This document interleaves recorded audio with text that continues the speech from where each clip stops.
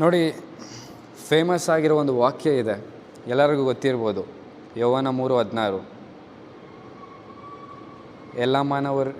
ಎಲ್ಲ ಮಾನವರಿಗೋಸ್ಕರ ತಮ್ಮ ಒಬ್ಬನೇ ಮಗನಾದ ಯೇಸು ಕ್ರಿಸ್ತರನ್ನು ಈ ಲೋಕಕ್ಕೆ ದಾರೆ ಎರೆದರು ಅಲ್ವಾ.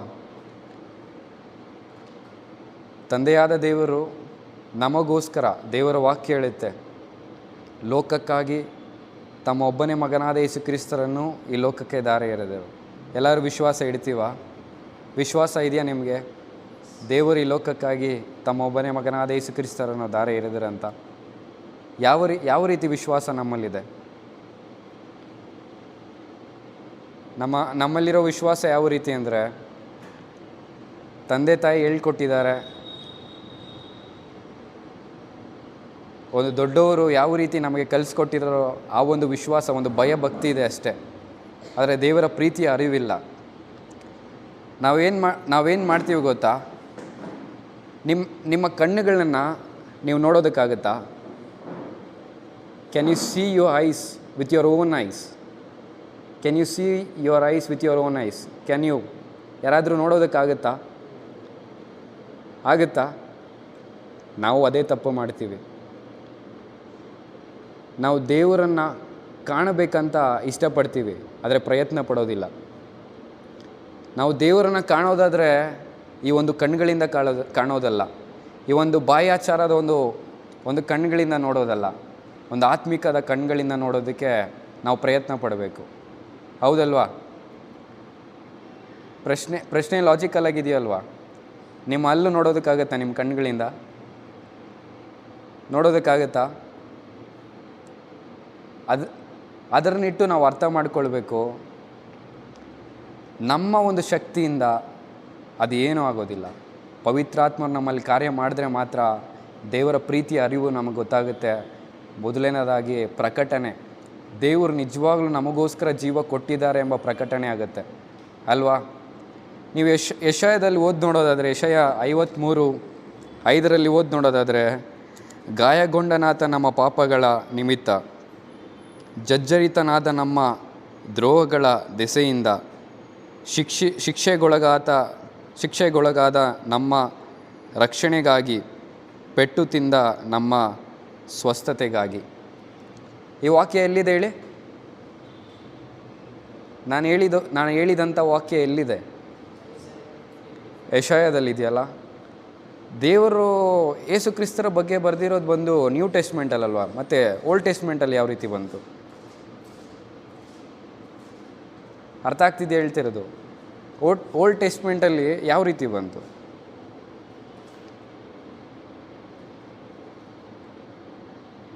ಅರ್ಥ ಆಗಿಲ್ವಾ?